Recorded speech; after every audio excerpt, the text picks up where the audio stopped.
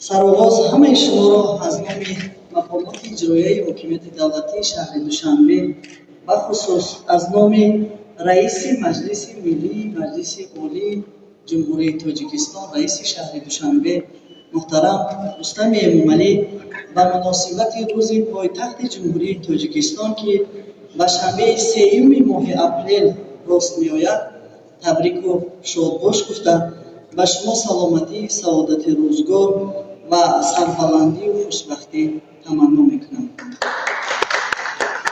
دوستان عزیز، حضور هر یک شما را به مراسم افتتاح نمایش عکس‌های دوشنبه بخشیده به روز پایتخت جمهوری تاجیکستان صمیمانه خیرمقدم می‌بینم.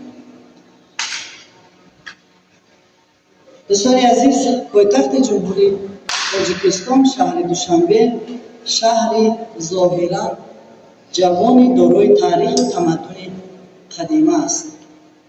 در موضع زیبا و دلفریب در آغوش کوه‌های همیشه سبز و باد و هوای و اقلیم مساعد کار و زندگی جایگیر گردیده است.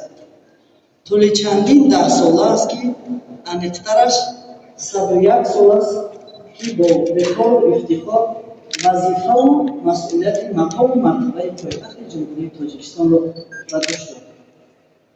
طوری که اساسگزار صلح و وحدت ملی پیشوای ملت پرزیدنت محبوب کشورمان محترم امومعلی رحمان ابراز داشتند در تاریخ هر خلق و ملت پایتخت در سمت رشد و تکامل دولتداری پیشرفت حیات اقتصادی و اجتماعی و فرهنگی آن نقش کلیدی می‌بازد. در حقیقت پایتخت جمهوری تاجیکستان شهر دوشنبه تحت سروری شهردار نیکبین و آینده‌سازش محترم رستم امومعلی رسالت خویش را همچون مرکزی دولت صاحب اختیار تاجیکان در رشد سمت‌های گوناگون حیات مملکت موفقانه اجرا نموده و محور تشبس‌های نو سازنده و شهری سیاحت و سیاحی مبدل گردیده است. طوری که پیشوای ملت محترم امومعلی رحمان تاکید داشتند پایتخت تاجیکستان شهر دوشنبه آینه تاریخ زندگی ملت تاجیک و دولت تاجیکان است.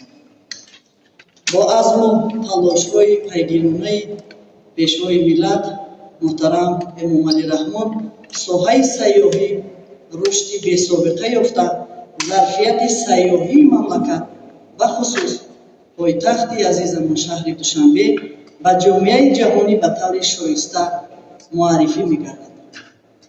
شهر دوشنبه همچون پایتخت جمهوری تاجیکستان سیمای ملت تاجیک و در حوزه اساسی ورود مهمانان و سیاحان به مملکت است.